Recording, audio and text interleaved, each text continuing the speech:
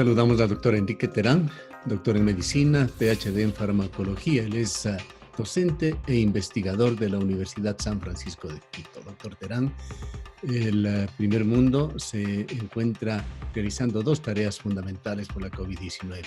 Una, restringiendo las actividades, fundamentalmente para la época navideña, con medidas sumamente drásticas, particularmente en los países europeos, y otros catalizando, tanto como pueden, la distribución y eventual puesta en marcha del proceso de vacunación en varios países, entre ellos el que se encuentra trabajando vertiginosamente es los Estados Unidos, que conjuntamente con otras 4 naciones han aprobado ya sus planes de vacunación. Quisiéramos conocer cuáles son las posibilidades reales de Ecuador, que a través de la vacuna de forma efectiva empecemos a combatir a la COVID-19.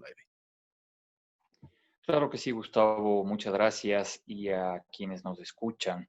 El asunto es que nosotros tenemos que tomar en contexto cuál es la realidad con la que se está vivenciando en cada uno de los diferentes países. En el caso de Estados Unidos, nosotros hemos sido testigos de que a partir del propio presidente ha habido un rechazo, una resistencia a las medidas que se han adoptado en la mayoría de los países, como es el uso de la mascarilla, el distanciamiento y demás. Por esa razón, hemos visto cómo el número de infectados y la mortalidad ha crecido abismalmente en Estados Unidos. Entonces, tener ahora una estrategia vacunal es sin duda alguna una de las pocas estrategias a la que pueden echar mano para tratar de controlar el problema. Por eso, la Agencia Americana de Fármacos, la FDA, le ha dado una aprobación condicionada, es una circunstancia emergente en la cual no ha pedido que se cumplan todos los requisitos habituales, pero se considera que es un producto que puede salvar muchísimas vidas.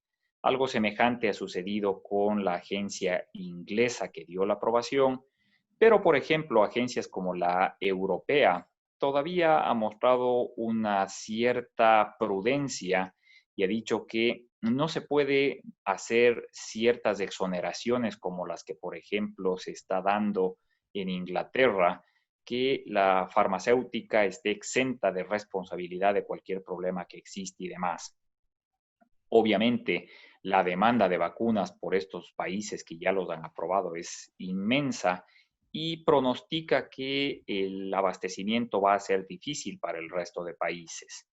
Es por eso que nosotros tenemos que ver con cierta inquietud qué pasa con el resto de las vacunas. Hay algunas otras que han hecho anuncios, por ejemplo, se sabe que la vacuna rusa, la Sputnik 5, ya está administrándose, aun cuando no hay un pronunciamiento oficial del Ministerio de Salud ruso en términos de que ya está aprobada, pero parece ser que va a salir a usabilidad. Tenemos nosotros a la expectativa la vacuna de Moderna, que ha recibido el día de ayer un visto favorable también de la agencia regulatoria, y es posible que la vacuna de AstraZeneca Oxford tenga también aprobación en los próximos días. Mientras más vacunas sean aprobadas, mayor la posibilidad de abastecimiento para diferentes países.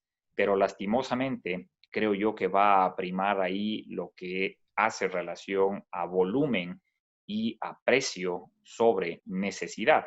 Hay de hecho Entonces, una prelación que está basada en muchos temas, incluyendo en estos la inversión que cada país ha hecho en la vacuna, las expectativas que ha generado en su población y sin duda Latinoamérica va a ser uno de los apéndices del planeta y qué decir de Ecuador, en donde se dan una serie de declaraciones sumamente contradictorias.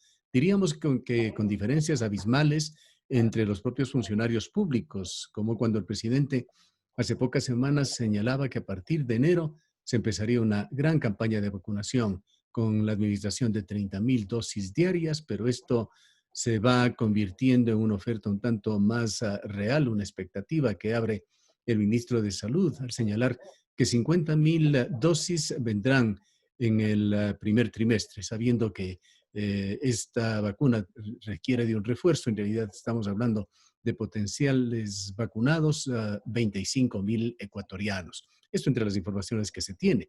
pero quisiéramos en su experticia, con su conocimiento, además, más allá de lo que es exclusivamente la salud pública y su manejo por parte del gobierno, hablando también de los laboratorios privados, ¿qué expectativas reales podemos tener los ecuatorianos sobre la vacuna? Yo creo que hay que ser objetivo al máximo en términos de que por el momento hay una sola vacuna aprobada, que es la vacuna de Pfizer, con la cual el Ecuador firmó un preacuerdo por 2 millones de unidades, que sería 1 millón de personas vacunadas. Pero no hay una fecha establecida para entrega de esas vacunas. Por lo tanto, Pfizer anunció públicamente ya que tenía agotado el stock para lo que resta del 2020 y que para el 2021 iba a arrancar agresivamente la producción. Es poco probable que el Ecuador reciba en el primer envío vacuna, entonces la oferta del señor presidente es técnicamente inviable. Cabe la posibilidad, sin embargo, de que en un acto simbólico Pfizer en efecto envíe las 50.000 unidades que se ha anunciado, pero como usted bien dice, eso cubre 25.000 personas. Solo trabajadores de la salud de primera línea se estima que son más de 160.000. Por lo tanto, esas 25.000 personas van a ser difíciles de escoger y van a ser simplemente una punta de lanza para decir que se empieza la vacunación. El señor ministro dijo que para marzo o abril se espera tener las vacunas y hablan de 9 millones en algunos casos de vacunas, pero ojo que son las vacunas que todavía no están aprobadas, es acuerdos tentativos asumiendo que esas vacunas sean aprobadas. Será de esperar que lo mismo suceda apenas les aprueben, existe una sobredemanda. Entonces, realísticamente, es poco probable que Ecuador reciba vacuna antes de finales del primer semestre del próximo año. Y aun cuando recibiera en ese entonces, hay que ser también claros que el proceso de vacunación es bastante complejo logísticamente hablando. El Ministerio de Salud reportó que en todo el 2019 vacunó a 3 millones de personas. Y esos son predominantemente niños, porque es la cobertura infantil la más grande. Si eso se logró en 12 meses, seamos optimistas que el señor presidente tenga razón y que se pueda vacunar 30.000 personas diarias por 30 días del mes trabajando incansablemente serían 900.000 personas. Para lograr que el Ecuador supere la pandemia, se estima matemáticamente que hay que vacunar al 55-60% de la población. Eso significa cerca de 8 millones de personas. A una tasa de 900.000 mensual, el Ecuador va a necesitar 7, 8 meses para poder inmunizar al número adecuado de personas.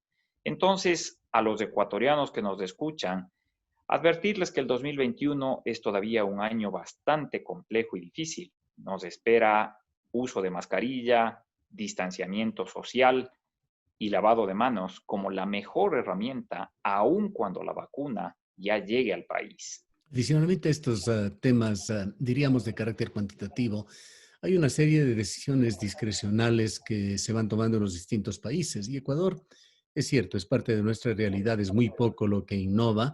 Hemos observado que en los planes, en los lineamientos que se dan desde el Ministerio de Salud, se emula mucho lo que hacen otros países. Y en buena hora, que nos llegó en segundo término la pandemia, sino quién sabe qué es lo que hubiese sucedido en este país. Pero en todo caso, se han establecido también ya en el momento actual ciertas prioridades que son parte del discurso oficial que darían la primera opción a los trabajadores de la salud de la primera línea, a quintiles de máximo riesgo, personas de la tercera edad, etcétera. Háblenos sobre otro aspecto de la distribución y de la aplicación de la vacuna. Ahí tenemos nosotros un conflicto que está discutiéndose, creo yo, en la mayoría de los sitios, porque tenemos una información limitada respecto al uso de la vacuna. Recuérdese que salen de un proceso acelerado, bastante pormenorizado, pero acelerado, en el cual se ha abordado principalmente al grupo de los adultos jóvenes entre 20 y 55 años. Decisiones como las del gobierno inglés de empezar a vacunar a las personas de la tercera edad nos ha sorprendido grandemente a todos. Denota que están haciendo caso a su quizás pirámide poblacional. Inglaterra tiene desde hace 2 décadas una tasa de natalidad sumamente baja, entonces la población adulta mayor es predominante, pero están tomando en cierta medida un riesgo que no está avalado por los estudios. Estados Unidos acaba de aprobar que se puede aplicar desde los 16 años en adelante, porque es el grupo mínimo que se probó la vacuna de Pfizer, pero no hay indicación infantil. No se sabe qué va a pasar en mujeres embarazadas, no se sabe qué va a pasar con personas que tienen otras enfermedades, diabetes, hipertensión, etcétera. Entonces, en cierta forma, estos meses van a ser de un aprendizaje agresivo en el que vamos a ir observando qué pasa en los países que se implementa, qué información nos van aprovisionando y ojalá las autoridades nuestras sean recíprocas a esa información y vayan diseñando un plan estructurado para tratar de garantizar que se tome la mejor decisión posible. El tema, que es uno de los problemas más difíciles de resolver, aquel de la cadena de frío, sobre todo si es que se llegan a utilizar vacunas como la de Pfizer, que requiere de lo que han llamado ultracongelación, temperaturas de 70 grados y una cadena de frío. ¿Qué tan factible puede ser en un país como el nuestro? Para nosotros es bastante complicado. Y yo hacía siempre la locución y con el cariño y respeto que le tengo a toda la población cuencana, siendo la tercera ciudad del país, ha sido permanentemente mal atendida con vuelos, por ejemplo. Hay 2 vuelos al día, uno en la mañana y uno en la tarde. ¿Qué decir de otras capitales de provincia? La única forma de distribuir la vacuna va a ser por tierra. El ministerio carece de camiones refrigerados. No puede hacer uso, por lo tanto, de otra estrategia que no sea alianzas con la empresa privada. Pero eso hay que planificarlo, hay que trabajarlo, hay que crear las condiciones adecuadas. Y cuando se logre distribuir la vacuna hacia las capitales de provincia, viene el problema de tener que llegar al usuario final. Esta es una vacuna que por las condiciones que necesita no es completamente estable.